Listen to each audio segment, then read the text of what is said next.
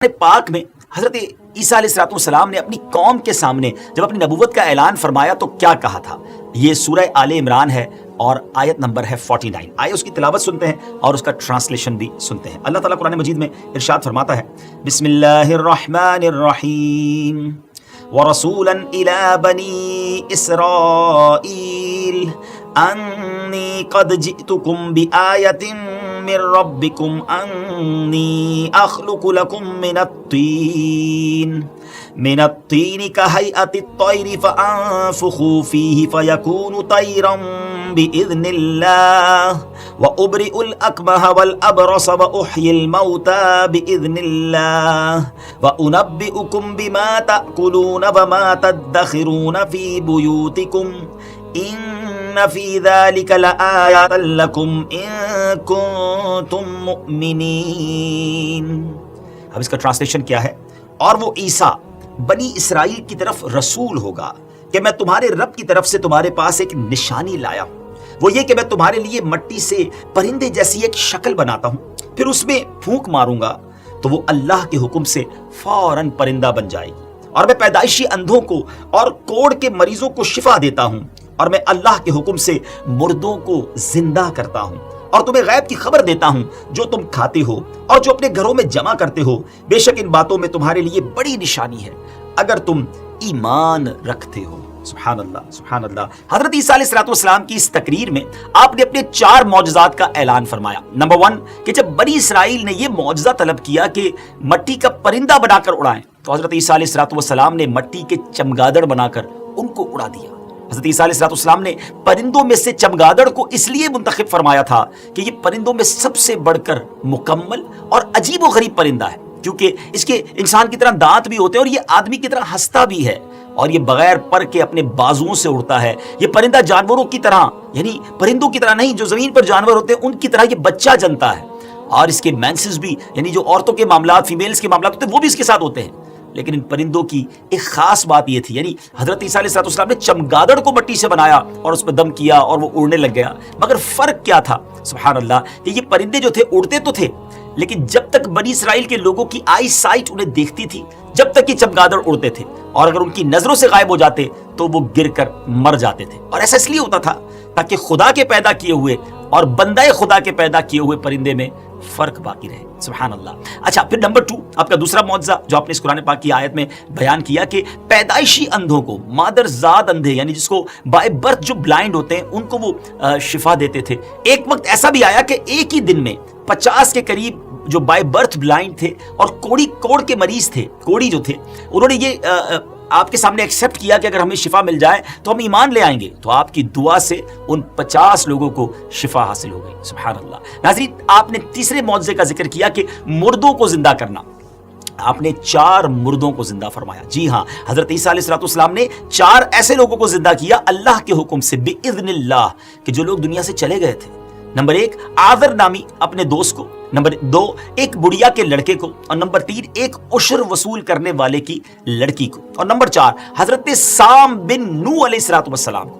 اب ذرا اس کی تھوڑی ڈیٹیل بھی سن لیتے ہیں۔ آذر جو تھا حضرت عیسیٰ علیہ السلام کے ایک مخلص دوست تھے۔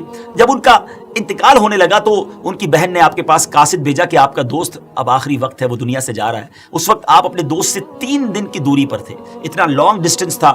آذر کے انتقال اور تدفین کے بعد حضرت عیسیٰ علیہ السلام وہاں پہنچے اور آذر کی قبر کے پاس تشریف لے گئے، اور آذر کو پکارا تو وہ زندہ ہو کر اپنی قبر سے باہر نکل آئے اور برسوں زندہ رہے، اور اس کے بعد صاحب اولاد بھی ہوئے۔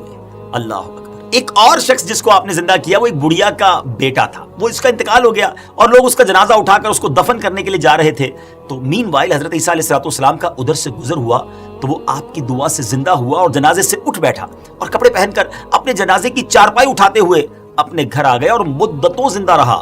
اور ناظرین، اس کی بھی اولاد ہوئی۔ آپ شاید سوچ رہے ہوں گے کہ یہ واقعات کہاں لکھے ہیں اور کہاں سے بیان ہو رہے ہیں۔ تفاسیر قرآن اٹھائیے، اسی آیت کی تفسیر میں بڑے بڑے مفسرین قرآن نے احادیث کے ذریعے اور قرآن پاک کی تفسیر کے ذریعے جو صحابہ کرام نے بیان کی، یہ واقعات اس میں موجود ہیں۔ اب تیسرا وہ کون تھا؟ ایک عشر وصول کرنے والے کی لڑکی تھی، اس کا بھی انتقال ہو گیا۔ اس کی موت کے بعد، ایک دن بعد، اس کی موت کے آفٹر 1 ڈے حضرت عیسیٰ علیہ السلام کی دعا سے وہ زندہ ہو گئی اور بہت دنوں تک زندہ رہی، اور اس کے بھی بعد میں کئی بچے ہوئے۔